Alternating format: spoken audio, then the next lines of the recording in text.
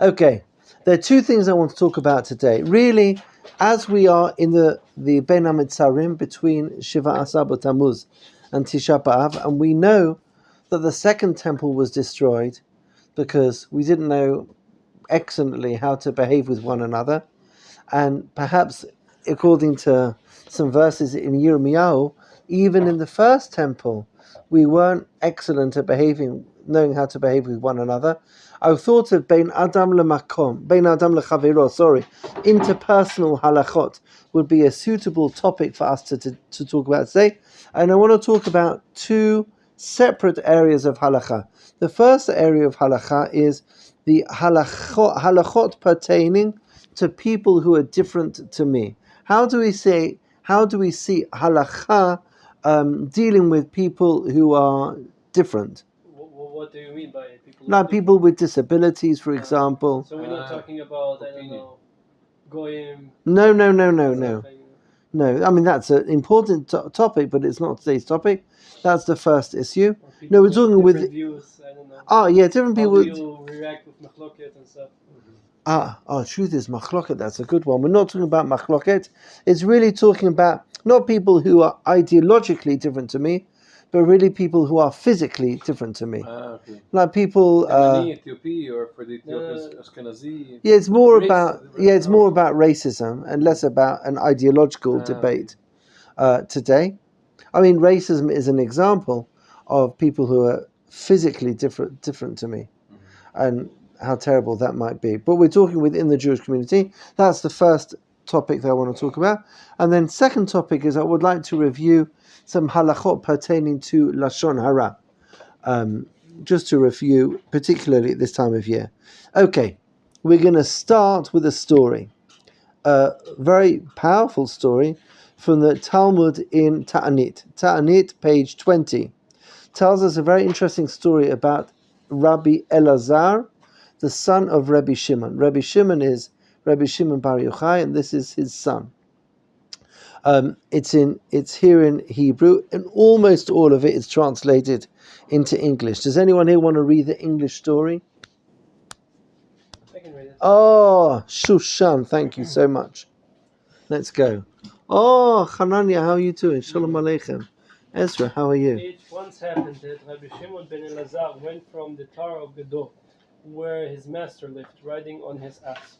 He rode leisurely on the banks of the river, being greatly rejoiced and feeling very proud on account of the wealth of knowledge he had accumulated from his master. On the way, he met a man who was terribly ugly. The man greeted Rabbi Elazar respectfully and said to him, "Peace be with you, Rabbi." The Rabbi did not answer, however, returned the greeting, and moreover said, "How terribly ugly you are! Are all your townsmen as ugly as you?" And the man replied, "That I know not. But why not go to the Creator who formed me and say to him, 'How ugly is the creature that you made?'" Realizing that he had offended against the man, Rabbi Elazar dismounted and said, "I have sinned against you. Forgive me, I pray." But the man refused, saying, "No, I shall not forgive thee until you go to the Creator and say to him, 'How ugly is the creature you made?'" Rabbi Elazar, however, would not leave the man and followed him on foot until they reached the city where Rabbi Elazar dwelt. As soon as the townsmen saw him, they gathered towards him, thronged him with greetings. "Peace be with you, Rabbi, Master, Master." The ugly man who preceded Rabbi Elazar asked them whom they were addressing with Rabbi and Master. They answered, "The man who is following you," said he. "If he be a rabbi, may there be not many like him in Israel." And they asked, "Why not?" So he replied by telling them what Rabbi Elazar had said. They then pleaded with him, "Still forgive him, for he is a great man in the study of the law." And he said, "For your sakes I will not forgive him, but upon the condition that he shall not do likewise again." Immediately following this, Rabbi Elazar went forth and preached, "A man should be soft as a reed and not hard as a cedar." Excellent. That's the English translation. The Gemara then continues and says, "For that reason, because one should be as soft as a reed and not as hard as a cedar, for that reason, the pen with which we write the Sefer Torah is made out of reeds." The pen that we use for Sefer Torah and Tefillin and Mezuzot. Okay, so the story clear to everybody. Rav Elazar, the son of Rabbi Shimon, insulted somebody, and then he managed, in the end, to fix things by this teaching that he taught at the end. Any comments on the story, ideas, thoughts? Well, it's interesting how the guy that was insulted answered to him it's not my fault that I'm ugly, but Hashem created me like that, Right. and it should be not a thing to be offended by for what Hashem made. Right. Yeah, excellent. I mean, yes, very good. This is the way Hashem made me. If you don't like the way I'm made, don't complain to me. Complain to HaKadosh Baruch Hu. Excellent. Yes, his answer was a very astute one. Do you think he should have forgiven him? What? Should the person have forgiven Rabbi Elazar? Were you happy with him?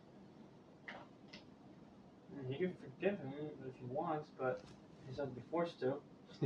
Yeah, that's true. Right. I mean, Rabbi Elazar is such a high person, maybe he should, maybe for a high person, it should be that if they do something wrong and everything, and they humiliate you, maybe they should do more to get forgiveness because they're on a higher level. If they and everything else. So he probably doesn't need to. Excellent. Great. He forgives him in the end. Yes, that is true. That is true. It's not yes. Like he was stuck on not forgiving, which is forbidden. Yeah. Right. Yes, that's true. Any other thoughts, comments on the story? You impressed?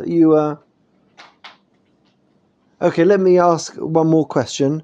After this story, Rav Elazar, the son of Rabbi Shimon, understands that he made a mistake. I should never have spoken to this person in this way. And what does he learn from that? He learns that we should be like a reed and not like a cedar. I should be flexible like a reed and not like a cedar tree. Soft like a reed and not hard like a cedar tree. What does that, do you know what he's talking about? Any ideas what that metaphor might mean? And how, if I'm soft like a reed, how will I not make that mistake? You follow what I'm saying? Any thoughts on that? Like what's a reed that would prevent me from making this mistake again? Assuming the next time Rav Elazar, the son of Rabbi Shimon, came into this story like a cedar. Oh, I'm hard like a cedar. So then I saw he looked ugly. But now he learned, no, I shouldn't be hard like a cedar. I need to be soft like a reed. And then the next time he sees an ugly person, he won't make the same mistake. So how does that fix it? Any ideas on that? Or what he might mean by that? What it means to be hard or soft? Oh, yes. I don't know, maybe when a person is hard like what? A cedar. You know, a cedar tree. It's when he has Erez, a fixed Erez. opinion about something. A fixed opinion what is beauty and what is good. And sometimes there are many kinds of beauty and many kinds of goods, considering its culture. Of course. Yes. But for example, some people may like Ethiopians, some people don't. But this is not, sometimes it's racism, but sometimes it's personal taste. It's natural. Some people like more Japanese, some people like more. I think we should be more flexible and not to be so having objective. Yes, not to say this is beauty. Oh. And the rest is not good. Yeah, Femod. Excellent idea. Yes. Thank you. Any other thoughts on that? Do you understand the question, Yisrael? Yeah. Oh, and Shushan. Yeah, do you understand the question? No. Oh, let me explain again. We have this terrible story, and it is an unfortunate story. And allow me, just in brackets, I think what's so beautiful about the Gemara is that this story tells a story of one of the holy Tanaim, who fixes a mistake, which I think is incredible. It's not the story of a perfect person, but it's the story of a human being who fixes his mistake. So just even before we get into the details, the fact that the story is in the Gemara is beautiful because it tells us how we're not trying to, whitewash everything, that we're going to look at how things really are, and we admire people who fix their mistakes. That is Rav Elazar Rabbi Shimon. It's not only in the Gemara, like it's also in the Chumash. Nachon, absolutely, absolutely. The Avot also. Nachon, absolutely correct. And like Am Yisrael in the desert, they are also absolutely, you're quite right. Like tshuva is a theme that is Nachon. This is just another example on Judaism. Nachon.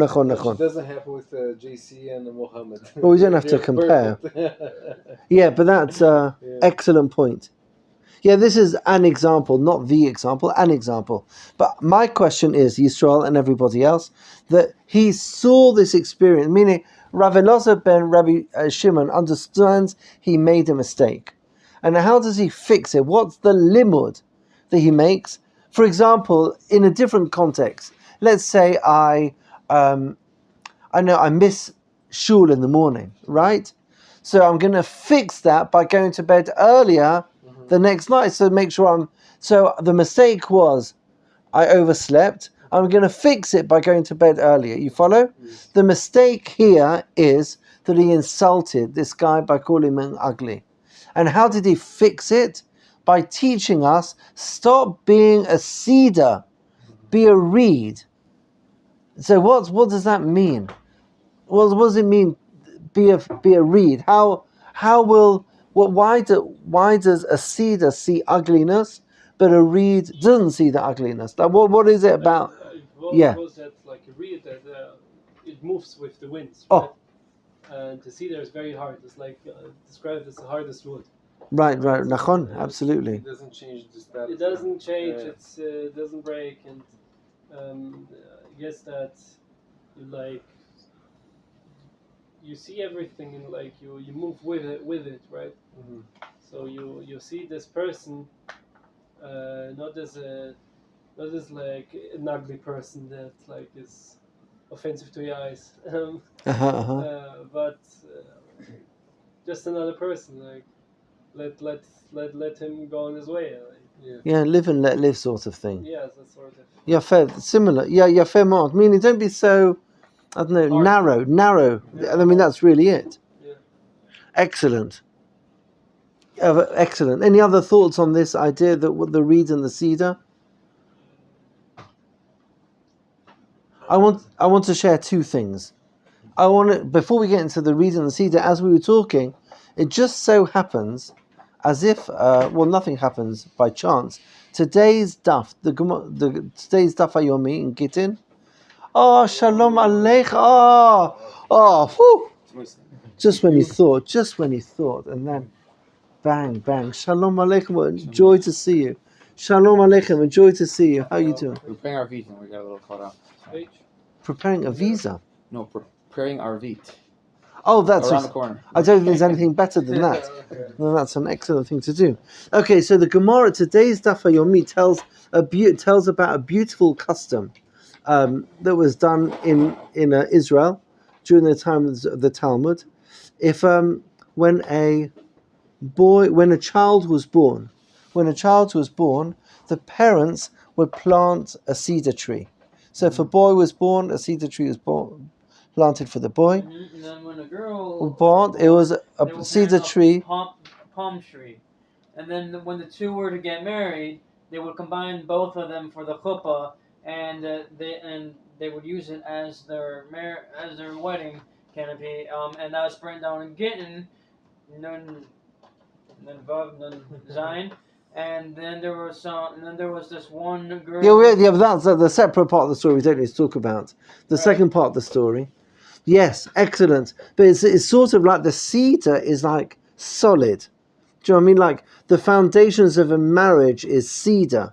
Do you know what I mean? Because it doesn't move. It's fixed. The man is a cedar and the woman is a palm tree. That's more with moving with the emotions. But then combining them together. Yeah. Now then, so let's talk about the cedar. Okay, then that's just the cedar represents sort of something solid, something inflexible. Okay, I really to add to what you were saying about the difference between a cedar and a reed. So, you might remember this when you were children. When you were growing up, normally teenagers, they just want their parents to be normal. Do you know what I mean? Like normal is just like be normal. You know, like whatever. I think you've all grown out of that by now, Baruch Hashem. At least I assume you all have It's by the now. best thing nowadays, like to have unique parents. Yes, you're quite. I agree with you 100%. I know when we become We don't adults, we realize how appreciate it. ridiculous that is. But if I have a very narrow definition of normal, sort of, it's not impossible that in order for me to consider this person to be part of the, I don't know, like a normative society, they have to conform to so many norms in order to be normal. Baruch Hashem, we're blessed from people from New York here. So with all due respect to the beautiful community there, there's so many there could be in every community, but we'll pick on yours. There's so many limitations on a person to conform in order to be considered normal. You follow? That's sort of like the cedar. So anything outside of that is not normal. You follow? But if my definition of normal is so narrow, so everything outside of that definition is odd, ugly, inappropriate, doesn't work. But if I'm more like a reed, so then my definition of normal is wider. So I allow a wider group of people into the world of normal. So then this person is part of the normative society. The fact that, I don't know, that whatever made this particular person ugly. But if that's normal, that's fine. You know, like we accept everybody. We don't see you as any different because of that. Then I'll stop seeing you as ugly. You follow? And I think that nowadays it's a terrible, terrible thing to say. This Gemara, obviously, that we're reading is 2,000 years old. I think today, and be like, "Wow, you're ugly." no, but I think today, unfortunately, sort of the definition of what's appropriate and what people should look like is so narrow in some societies that the definition of ugly is huge. You get like these poor little, 9-year-olds, Nebuch, the sweetest, cutest little kids who think they're ugly because the normal is so tiny. Yes. You follow? Which is such a terrible shame. These sweet, holy little neshamas feel outside. But if I can be a bit more like a reed, so it's not that I'm more patient about ugly people, but it's just that person stops being ugly. You follow what I'm saying? Because my definition has changed. It's not that I accept this person even though they're ugly. What do I care? You mean like that's what you look like this? He looks like that. We're able to communicate with one another. Yes. So that's normal. Atem shomim et zeh? That's what Rav Elazar ben Rabbi Shimon understood. He understood that the definition, maybe the definition of a normative individual is wider than he originally thought. Does that make sense to you? Yeah, but we also we cannot pretend somebody's beautiful and he's not. Sometimes, or the opposite. Sometimes. No, you don't have to do a judgment on Yeah, that. we cannot do the judgment. Yes, but I think we have to do what the Ram says, like not be so so hard. You don't have to say this guy. Oh my you're beautiful. gosh! Like, Woo! Yes, in fact, the Gemara, we saw the Gemara in a previous class. The Gemara, the beautiful argument between Beit Hillel and Beit Shammai about a color, about a bride. oh yeah, Do you remember that? When she's not beautiful. So what do you say? We have to say she's beautiful. So that there, So but the that's husband. Yeah. that's for a different. But yeah, exactly. To That's make him happy. Like, yeah, but you cannot that's say, yeah, exactly, What the wife you have. exactly. Raveret said a few weeks ago that like the Torah doesn't tell us how we have to feel, right? The Torah tells us how we have to deal with those feelings. Oh, How do excellent, how do we excellent. use those feelings? Yeah. Spot on. So if we use them for bad, then it can be like a story like here, but if we use them for good, then that's the way that people should go. Yeah, exactly. We're not elevating everybody to. We're not saying that this guy is Everybody's beautiful, but I'm widening my definition of what's normal. Yes, exactly. Yeah. Does that make sense to It's you? not changing reality, but changing Yeah. your perspective. The longer I'm around, sort of, the older I get. The normal is such an odd word. Yes. Like everyone thinks they're normal. But really, it's such an odd sort of concept. Like how similar do you need to be to me in order for you to be accepted as part of my world? You follow? That's really the question. And we're saying I shouldn't be as limiting. I should not be limiting in the standards that are required for somebody to enter my social, network. You know what I mean? The way I phrase it is, what's normal in New York is crazy in Yerushalayim, and what's normal in Yerushalayim is crazy in New York. Yeah. Oh, excellent. It's normal is just like what Rav said, like what a person's used to in the framework, and once you see something outside of that, oh, that's weird, that's not normal, or it's something. Yeah, you're not required to become, the closest of friends to somebody who is really very different to you, but to call somebody ugly is you're saying you're really outside of normative society.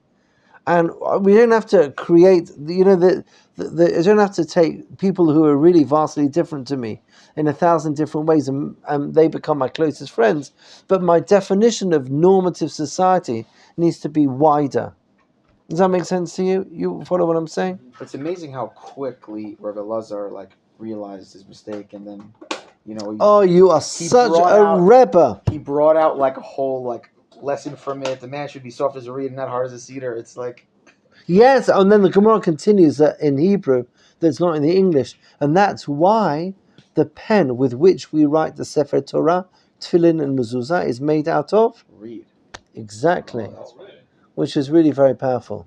A powerful sort of footnote, a little story there.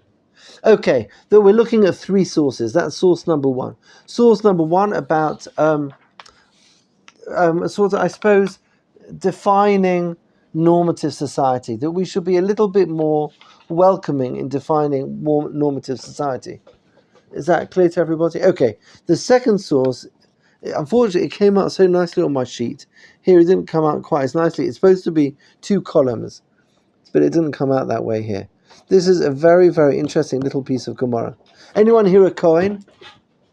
Any of you Kohanim? Yeah, that I am a Cohn, that is true. Any other? Are we any Kohanim here? We have a lady. Oh, who's a Levi here? Oh, excellent. We should sing together one day, that is true. Brothers. Yeah, exactly. Absolutely. Okay, so listen to this. Rav Huna. Rav Huna tells a very, very interesting story. Rav Huna talks about a person called a Zavlegan. A Zavlegan is somebody whose eyes are always running, like he's crying all the time. There's always tears coming down his eyes. That is a person who's called a Zavlegan. Now, as you may or may not know, we read a few weeks ago in Parashat Shavua that a Cohen with a mum, somebody with a permanent blemish, is invalid to be a Kohen Gadol. A Kohen who has a blemish can't serve in the Beit HaMikdash. And the Gemara, the Torah lists various blemishes that would invalidate a Kohen from serving in the Beit HaMikdash. Zavlegan is not one of them. But Rav Huna says that a Zavlegan, that even though it's not explicitly mentioned, nevertheless, he shouldn't do Birkat Kohanim. Why? Because that he's got a mum. It's a permanent sort of disability. I don't know if that's the right word, but it's a permanent feature, can we say, of him, that his eye. When people see him, it's hard for us to imagine it, because Baruch Shem, none of us in the room here are a Zavlegan. But I imagine if I were to, you would see a Zavlegan, you would notice it. You would see that this person looks different. You follow? Because this person looks different, that is a mum. And therefore, this person can't do Birkat Kohanim. a Zavlagan Cohen is valid, is pasul from doing Birkat Kohanim. That's the ruling of Rav Huna. Everything clear until now? Yeah. Okay, now listen to this. This is just going to throw you away. I mean, you're just going to get so thrown by this. There was a Zavlagan Kohen in Rav Huna's shul. Rav Huna, who just said you can't have a Zavlagan Kohen, in his shul, guess what? There's a Zavlagan Kohen. Did the Zavlagan Kohen do Birkat Kohanim in his shul? Yes. Yes, exactly. Isn't that odd? So he said one thing. Rav Huna said, if you're a Zavlagan Kohen, you can't do Birkat Kohanim.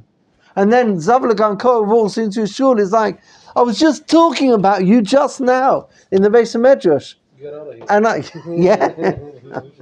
And then he says, up you go, Birkat. How? I mean, you follow the problem? Okay. Because he was well known in the town. Oh. Dash Be'iro. Yeah, Dash Be'ira. It's a very, very important idea. Dash Be'ira. And I think this second piece of Gemara complements very nice the first piece of Gemara that we studied. I want to give you, I want to tell you a story with which I understood this piece of Gemara. Many years ago, a long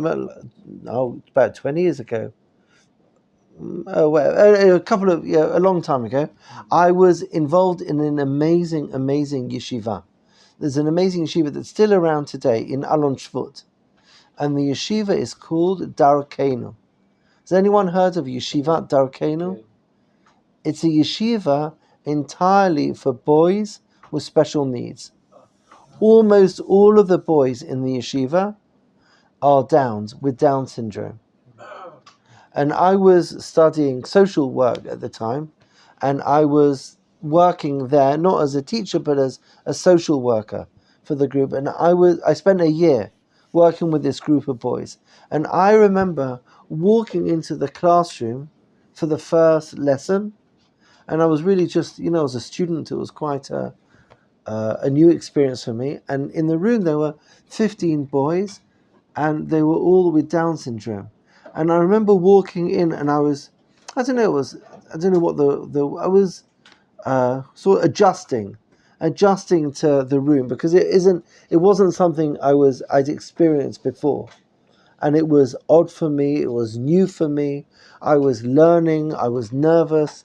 I mean, it was a lot of emotions. The fact that I remember it so vividly today indicates that it was really, had a big impact on me, that first lesson. And we worked together with this sweet group of boys once or twice a week, I can't remember, for a year. So we must have met, 40, 45 times during the course of the year.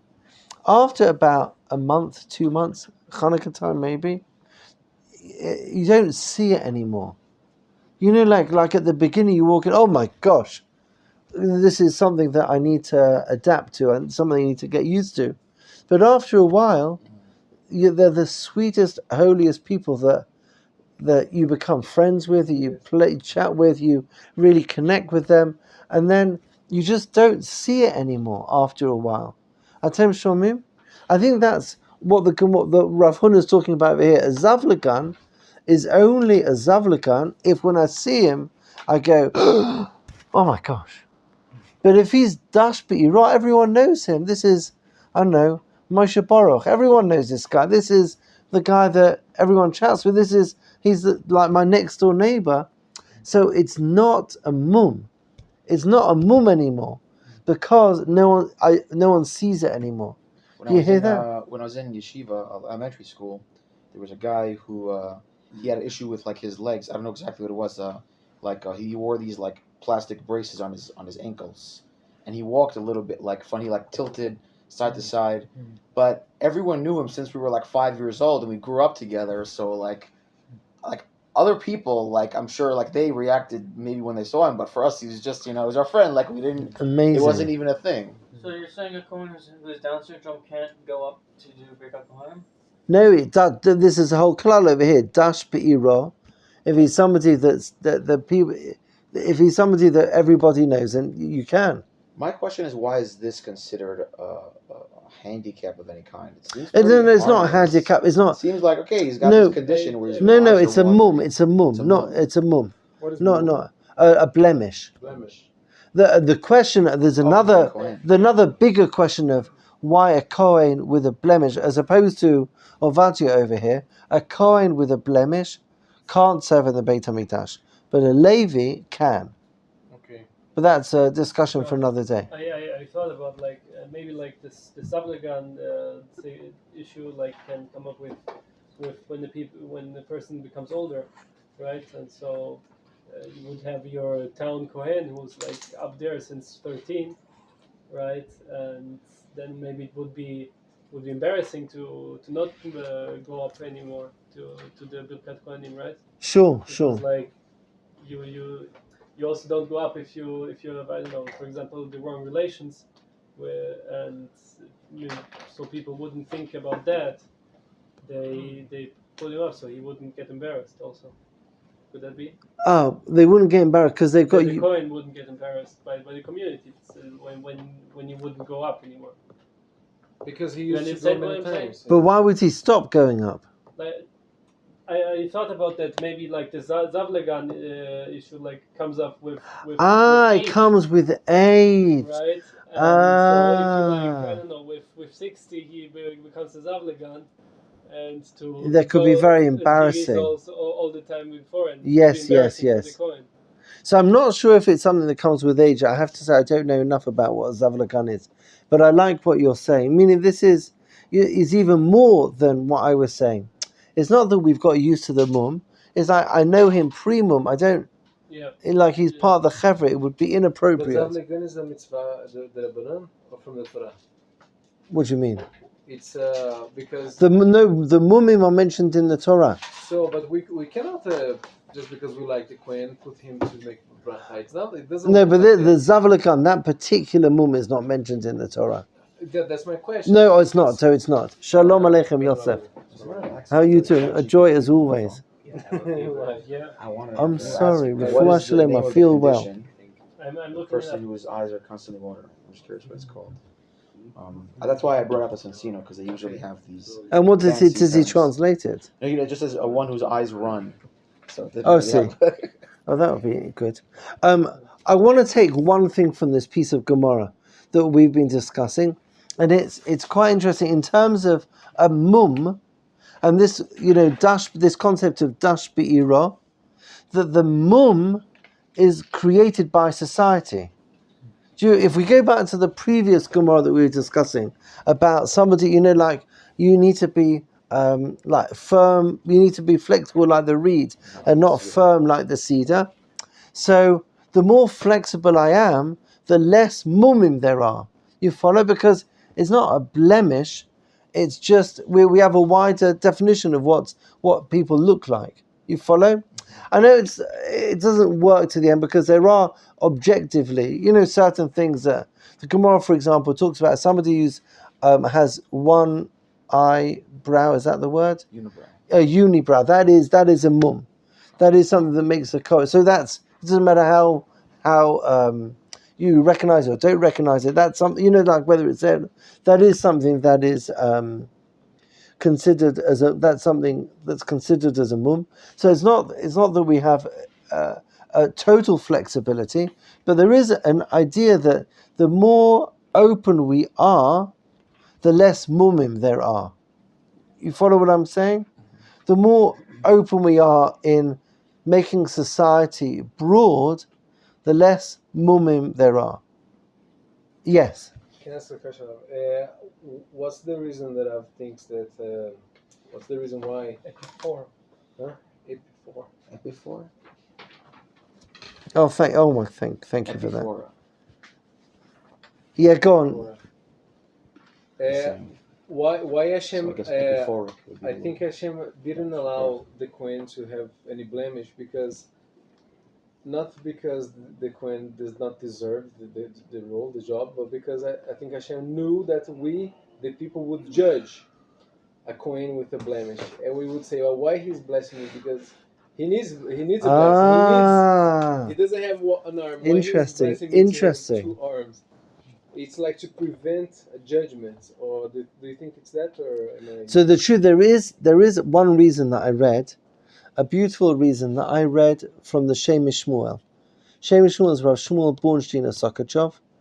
He lived in Poland about 100 years ago, and he talks about the difference between a Cohen and a Levi in the following way. He says, because it's a bit odd, either a blemish is a problem, in which case it should be a problem for a Cohen and a Levi, or a blemish is not a problem, in which case it should be fine for the Cohen and for the Levi. It's odd that they're both serving in the same place, and it's a problem for a Cohen, but it's not a problem for a Levi. So he explains like this. He says, the Levi, do you know what the Levi does? As you all know from Avadia over here, the Levi sings, nachon? Hashir shahaleviim hayu omrim b'veit hamikdash. So the Leviim sort of take the prayers of the Jewish people and help the prayers ascend to heaven through their music. So they are a link between earth to heaven. And what does a Kohen do? The Kohen brings the blessing from Hashem down to earth. So it's a connection between from heaven to earth. So the Levi is going from earth to heaven, and the Kohen is going from heaven to earth. You follow? Earth, down here on earth, we're not perfect. And therefore our pipe going up from earth to heaven need not be perfect, because we are not perfect, and therefore a mum is not a problem. Coming from heaven to earth, heaven is perfect, therefore Cohn needs to be perfect. Bingo! Oh. I wouldn't say perfect, but without a mum. Yeah, without a mum. Yeah. The Cohen is the pipe. You follow? It's a pipe going from earth to heaven, and a pipe going from heaven down to earth. Whose opinion is this?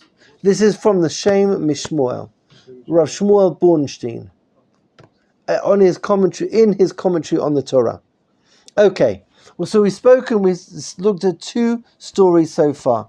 Story number one, we spoke about the reed and the cedar, and we said we have to be flexible in our societies to define normative in the widest sense, using a reed rather than a cedar.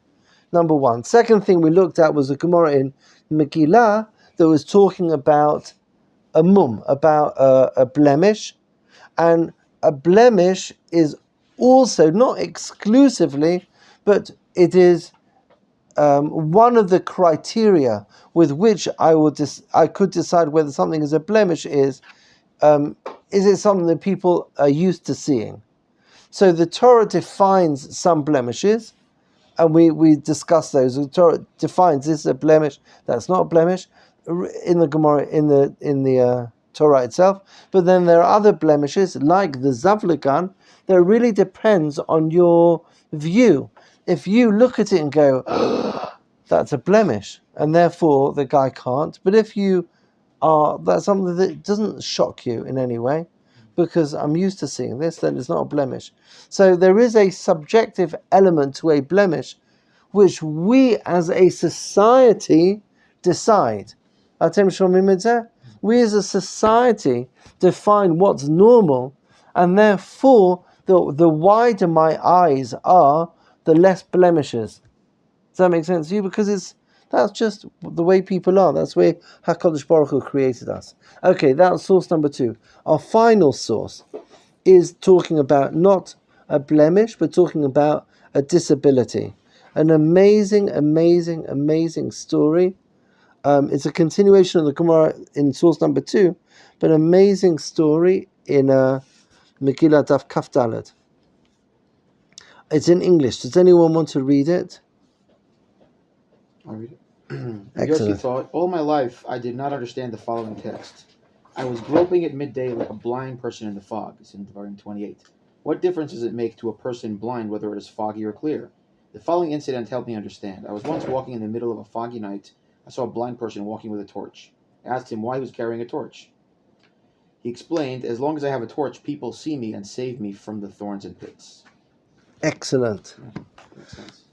That's really, really excellent. What makes It's like those light vests when people cross the highway, you know. people wear these like vests that are like Avadia has one. Yeah, those reflective vests. Yes, So yes. it can make people easier to see. So it's not for you. You don't need to see yourself. It's so that cars. And Yes, stuff can see oh, you. very Easier. nice, very nice. That's an excellent example. So when I read this Gemara, I was reminded about a shul. There's a shul in Baka called Bet Knesset Yedidia. Has anyone heard of Bet Knesset Yedidia? Anyone been there? I have a son called Yedidia. He's wonderful. And so I like talking about Bet Knesset Yedidia. Anyway, but let me tell you about this shul. The shul Bet Knesset Yedidia is on 2 stories. There's a ground floor and there's a first floor. There may even be a basement. But the Bet Knesset Yedidia has no stairs, only has a ramp. Just because we're at one whole entire level, and so that stairs are like different levels, and a ramp is just one big level, and no matter where you are on the ramp, everyone's at the same level. No, they're different stories. To get from the street level to the shul, you go up a ramp. You get on the ground floor. To get from the first floor to the second floor, you go on a ramp. Now, I want to explain how important that is. You know, if I'm in a wheelchair, I'm only limited when I come to stairs. I mean, if I'm in a place on a ramp, so then my wheelchair isn't a disability.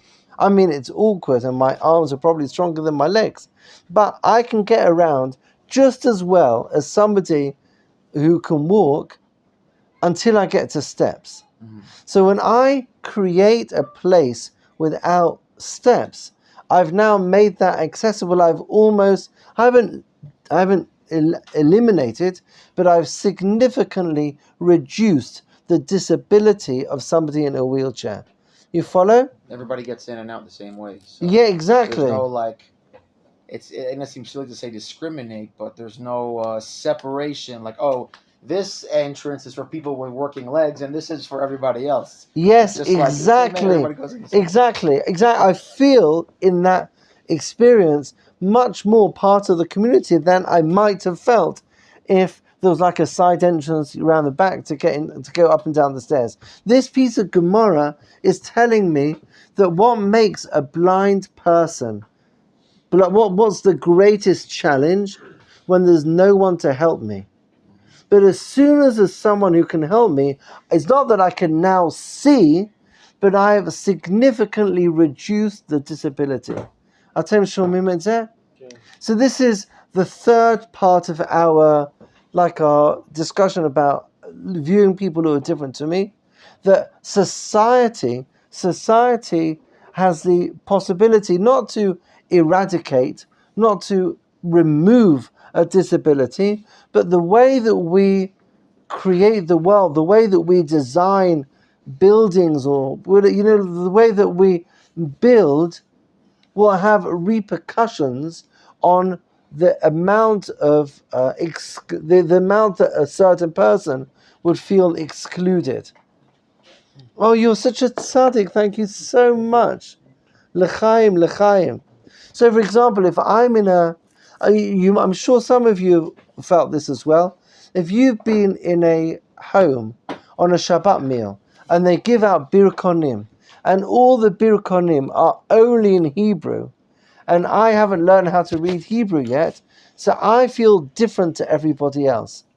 But if they give out a birkon and there's Hebrew, and then there's English, and then there's a transliteration, so then we can all sing it together, my disadvantage has been reduced because of the sensitivity of other people.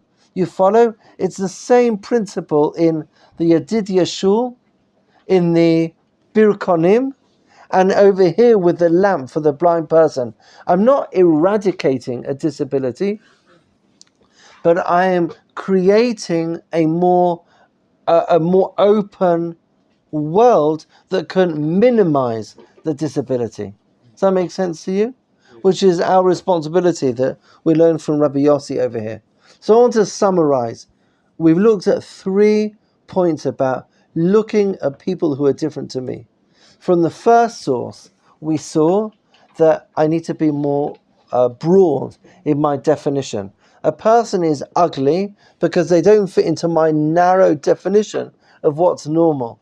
And I hate to say terrible things, but in the Western world today, you can close your eyes. This is what a perfect guy looks like. This is what a perfect girl looks like, and anything out of that isn't quite normal, and that's ugly. That's a cedar. But if I'm able to break out from that terrible world and see a wider definition of what's normative society, so then they cease to be ugly, because they're only ugly because they don't fit into this very narrow definition of what people are supposed to look like. You follow? I need to be a reed and not a cedar. Point number one. Point number two, we saw from the Gemara Megillah concerning a mum, a blemish.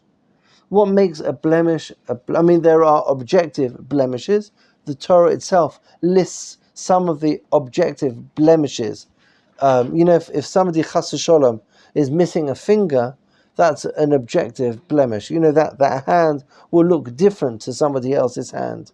That's an objective blemish. But there are some things, like the guy over here whose eyes are watering. If I'm used to that, then that's not a blemish anymore.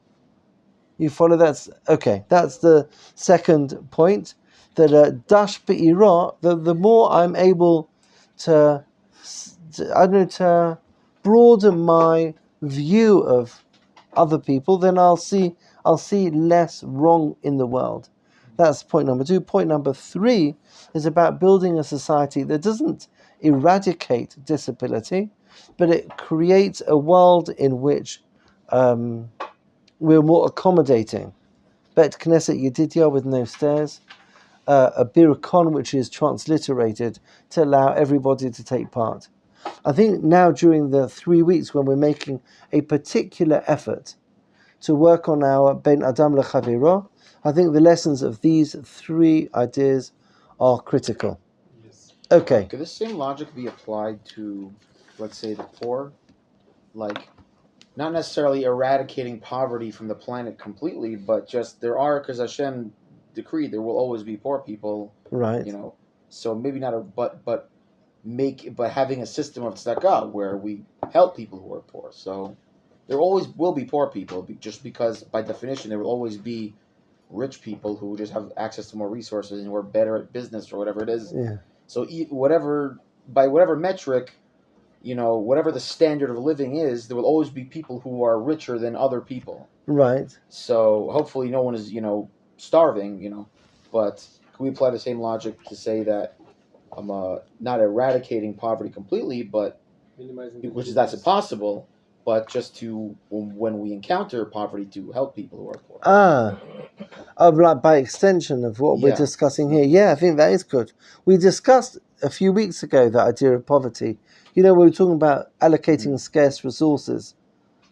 Yeah, I think that's a very good. Yeah, definitely, also suitable. Yeah, it's hard. Poverty is a bit complicated. Yeah. Anyway, we'll leave it at that, but that's a good application. I want to utilize the last few minutes now to talk about a second aspect of Bein Adam Lechavero, not on a societal level, sort of as we've been discussing until now, but talk much more practically on the topic of Lashon Hara, on the topic of how we speak about other people. And I want to give an introduction about Lashon Hara, and then 4 principles that we need to keep in mind concerning Lashon Hara. Okay? So, first of all, Lashon Hara is a very interesting idea. I should preface by saying I had the zechut of attending an incredible shiur last Thursday at the end of Shiva Asar B'Tammuz by Rav Rimon. Rav Rimon is the rabbi of Alon Shvut, Darom, I think. And he gave an excellent show on topic of Lashon Hara, and what I'm sharing now is really very much based on some of the things he was saying then. Okay, so we understand Lashon Hara, speaking bad of other people is wrong, but there are sometimes situations when Lashon Hara could be the right thing to do. For example, if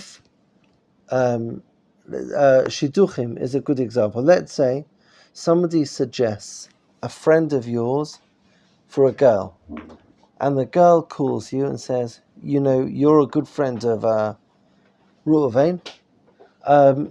Tell me a little bit about Reuven. And I hate to say terrible things, but this Reuven guy is not a great match for this girl. There's certain stuff that he does that you do not approve of. So you're going to have to say something to her, because if you don't say something to her, they could end up together, and that could be a terrible thing. Maybe we have the same thoughts, right? No, yeah, but it's the thing that you know about him. It's, I don't know, from 6 months ago, and now he's not like that anymore. He made tshuva. He came to Machon Meir. He changed. Oh, yeah. You have to be updated to what to say. No, but you're right. The guy doesn't have a shower, but maybe this was 1 year ago. Now he has showers every day. Oh, so we'll come to that. You have to be careful. So when we talk about our principles, we'll come back to that. But you can imagine there could be a scenario in which you are required to say something about somebody. I'll give you another scenario. Were you going to add to that? Yeah. Yosef. Why are we going to put the decision in our hands if, maybe it's the best for the girl? What? Instead of saying bad things to our. Married what? Yeah. No. Okay. So it's my responsibility. I can't. Or let's say, I don't know, your roommate in yeshiva right now, and for her it's very, very important. She wants to marry a guy who gets up every morning for davening. Your roommate never gets up for shacharis in the morning, and she asks you, does he get up for shacharis in the morning? Well, that's a fact. What am I going to say? He holds Chabad custom. Okay, but a different. I mean, you don't have to go into that context. But there's, I don't know if there's somebody that you know is a dodgy businessman, and you have a friend who's thinking of, investing in this person, and they could lose a lot of money. Would you be able to tell your friend that this is not the best thing to do? If you went to a restaurant and the food was awful, are you allowed to give a bad review of the restaurant? This is not allowed. Huh? About the food of the restaurants, no. But the 2 cases before, yes. Okay. I think this. Okay, so So I want to talk about if lashon hara is wrong, right? So in general, when something is forbidden, the only reason why you'd be allowed to transgress that mitzvah is for murder, gilui arayot, or avodah zarah. Nachon? There are 3 cardinal sins. If I'm worried, I don't know, that something terrible, I'm not allowed to steal in order to, to prevent some other mitzvah from being transgressed. I'm not allowed to break any mitzvah for any other mitzvah unless I'm doing it for one of the 3 cardinal mitzvot. Nachon? Now, the shidduch situation, or the investment situation, is not a case. There's no shvichut damim, there's no gilui arayot, and there is no avodah zarah. Nachon? This is just a shidduch that might work or it might not work. The guy might lose 1,000 shekel. So, for the sake of his 1,000 shekel, am I allowed to tell lashon hara? You hear my question? Okay. So, Rav Rimon was talking about this, and there are different ways of looking at it, but to make it short, the Chavetz Chaim believes that there are certain situations in which, when I speak about another person, in that context, it is not lashon hara. So, my roommate, does he get up for shacharis? So, if I tell the truth to the girl, it's not that I'm transgressing lashon hara, but that doesn't fall into the category of lashon hara. Lashon hara is to speak ill of another person for no reason or for personal gain, but here to speak in this context ill of another person doesn't fall under the rubric of Lashon hara. Likewise, in the case of the business, warning a guy not to take part in that business deal, it doesn't fall under the rubric of Lashon hara in certain situations. I would say even more than that. Not only does it not fall into the rubric of Lashon hara, it is even your responsibility to be honest. You follow? Yeah. So now, if you look at it this way, we are now in a very, very tricky situation. Lashon hara is a terrible aveira. It is really such a harmful thing to do. Bein adam lemakom and bein adam lechavero. It really is a terrible thing to do. But in certain situations, I'm required to do it. We have very few mitzvahs. It's not like... Which situation to be clear? Oh, excellent. I want to share with you 4 guidelines on that point that I can't stress enough times how important these guidelines are. There's no other mitzvah where, in most contexts, it's absolutely forbidden to eat chazir. But then, in certain situations, it's a mitzvah.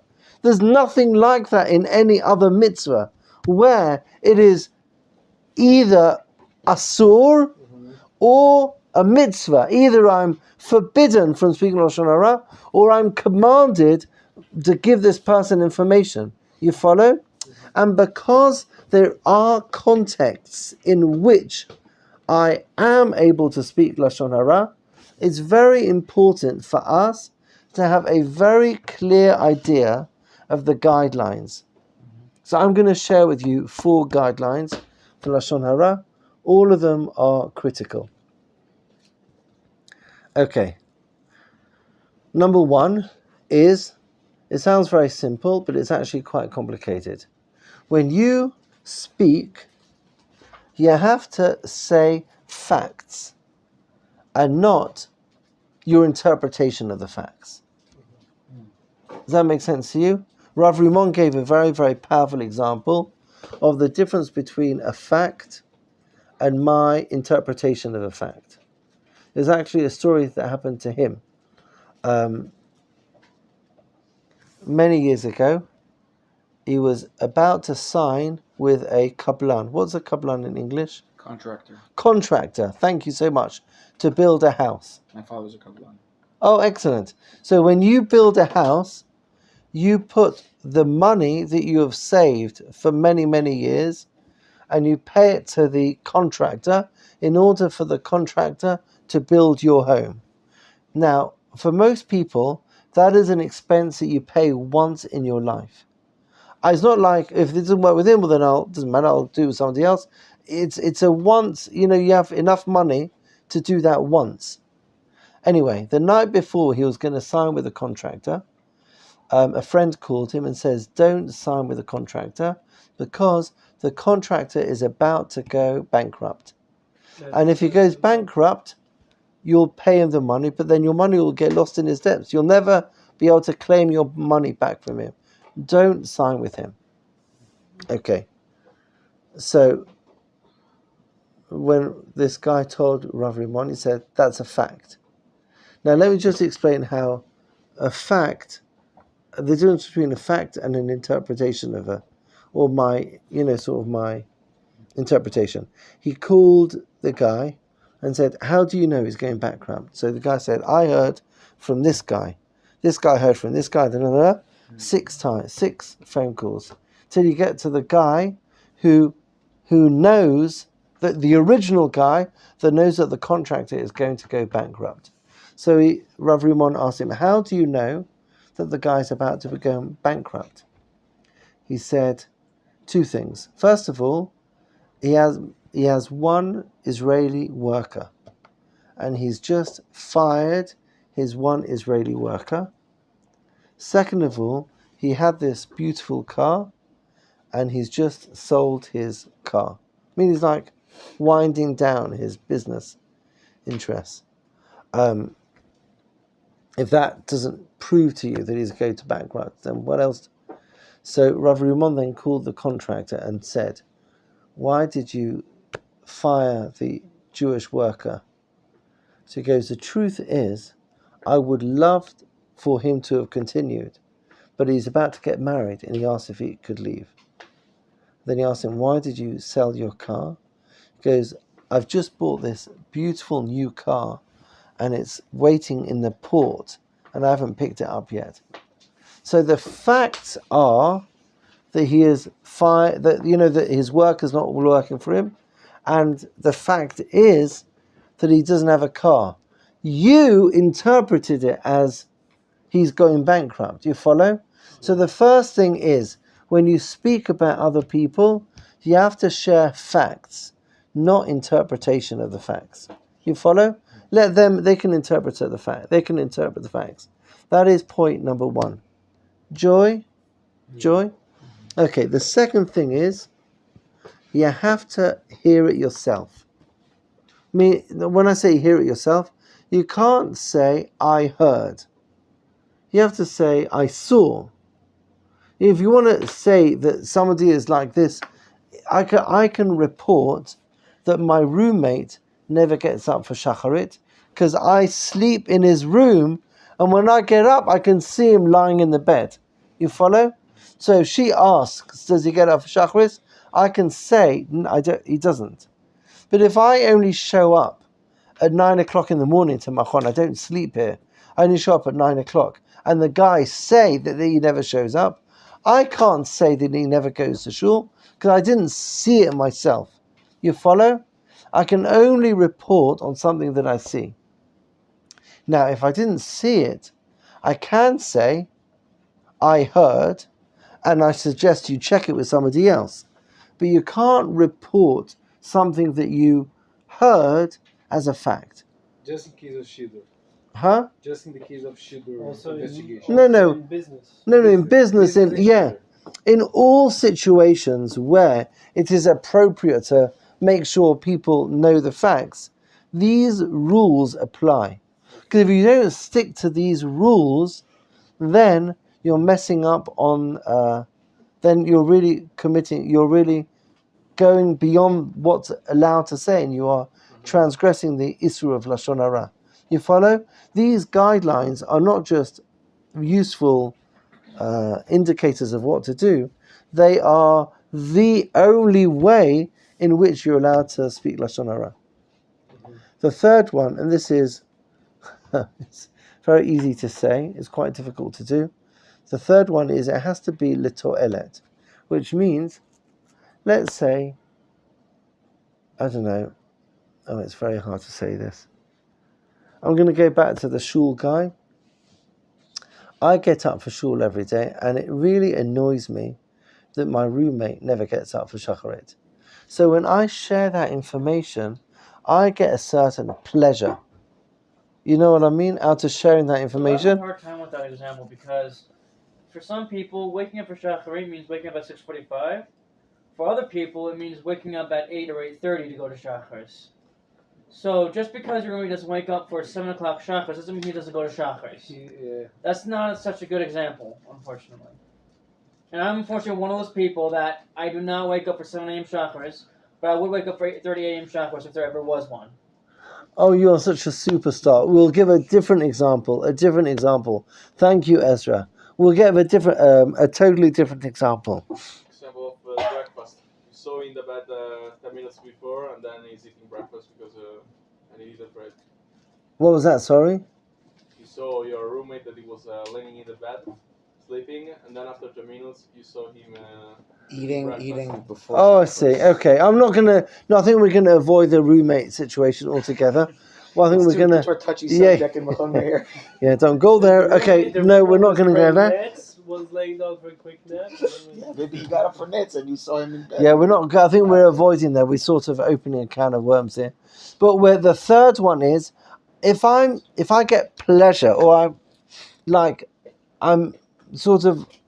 I have it in for the guy. Yeah. And I see this as an opportunity to rat him out on something, and I like. You know, not me, it's someone else. You are amazing because I don't have the language to convey that, but that is exactly what I mean. Right. Could you just say that again? Do you understand what he's saying, everyone? To rat, it says in New York language, to rat somebody out means to like That's what. to say lashon hara about them, That's to an snitch on American them, language. to yeah. Rat someone Okay. out, it's an American. It has to be. New York is It has to be. I'm not doing it because I want to. So I want to be the person that's able to share this information. Now, this is a very, very difficult situation. You need to daven. You have to prepare yourself to share this information so that I can share it without being nogea badavar. You follow? That I'm not doing it. I mean, it pains me to say something negative about anybody is a very painful thing to do. I struggle saying negative things about anything. And therefore, you need to be careful when you're speaking that I'm doing it for them and not for me. And if I can't get that right, then I'm messing up on my Lashon Hara. Does that make sense? Okay, that's number 3. Rule number 3. Rule number 4. And this is our final rule for today. And that is, it has to be proportional. I think that this is Lav Dafka talking about, we're out of the roommates and we're out of the business. This is talking about a wider context of when I see something bad being done and I want to fix it because that's my responsibility. How do I fix it? This is a story that Rav Rimon told. It's a terrible story about a guy who had a small business, and he had a van for his small business. And on the van for his small business, there was the telephone number and a promotion for the small business on the side of the van. Can you see the van, everyone? And he's driving around. Anyway, he gets a phone call from his wife, who's at the grocery store, and she wants his help to pick up the groceries from the grocery store. He drives into the grocery store car park, and the car park is chock-a-block full. He's going to be there for maximum, 3 minutes. She's right outside. All she needs to do is load the car, and then they can drive off. He looks everywhere for a parking space and can't find anywhere to park. And then he sees there are 6 spaces for disabled people. So he thinks to himself, there are 6 spaces here. The chances of 6 people arriving within the next 3 minutes is basically 0. I'm going to park in one of those spaces for 3 minutes, load up the car, and then we'll be able to drive off. Unfortunately, during those 3 minutes, somebody saw his car, the van, parked in the disabled spot and took a picture of the van and posted it on Facebook and social media and said, look at this guy, no respect for the disabled, he's parked in the disabled spot. But he not parked in the disabled spot anyways. Yeah, it was wrong. Yeah, but it has to be available for people who... Right. So let me just explain. The point is quite important, but it's subtle as well. As a result of this picture that was then posted on social media, I don't know, within 24 hours, his business basically fell apart. Now, was he right to park in the... Of course, it was wrong. What he did was wrong. But your response has to be proportional to what, to what was done wrong.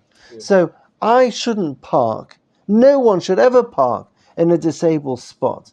But do I deserve to lose my parnassah because I parked in a disabled spot? Yeah. That I'm not sure. It's not right. But when things aren't right, your response or your view of that which isn't right has to be proportional to that which is wrong. And sometimes I have to say today, in the world today, is perhaps one of the things that's really gone off the rails, that when something is wrong, your response to that wrong has to be proportional. We're not saying he's a tzaddik, and what he did was definitely wrong, but he doesn't need to suffer that his parnosa, for his family, should fall apart, and now as a result, he has no way to support his family. There has to be a way to respond, a way to deal with it in a proportionate manner. So the fourth principle is that when you're speaking, when you're describing things, or in all of your interactions, your response has to be proportionate, has to be relative to what you've seen, and not off the charts, because off the charts is really going to destroy somebody. Sweet people, on Lashon Hara, we said, there are certain situations where, unfortunately, you need to share information. And when you share information in those situations, it's just not Lashon Hara. But in order to make sure that it's not Lashon Hara, you have to fulfill, there's more than four, but these are 4 good points with which to start. First of all, it has to be proportional. You have to have seen it with your own eyes, as opposed to hearing it from somebody else. You can't say something is a fact when I didn't see it, but I heard it. The third thing is I have to report. I have to report based on the facts. I have to report the facts, but not my interpretation of the facts. I have to report, what happened. And the fourth one is to be with the right intentions. Like excellent. It has to be lishma, leto'elet. I can't say it in a way that gives me that, like you said, I had it in for him, and I'm enjoying sharing this information about him. It has to be leto'elet. It has to be that it pains me to say it. I'm really mamish crying inside to say something negative about a fellow Jew, but it's something I have to do, rather than that joy in putting someone else down. And if I can't do that, then really I shouldn't be speaking. Does that make sense? Sweet people, I really daven for all of us that these days of Bein HaMetzarim should be utilized by all of us, Be'ezrat Hashem, to work on our Ben Adam L'Chavero. I know in Machon Meir, you're mamash the sweetest people in the world, but we should make an effort to be even sweeter to one another, and with that zechut, we should be blessed to Binyan Beit HaMikdash b'mihra b'yameinu. Yishar koach lechem. Tizku l'mitzvot.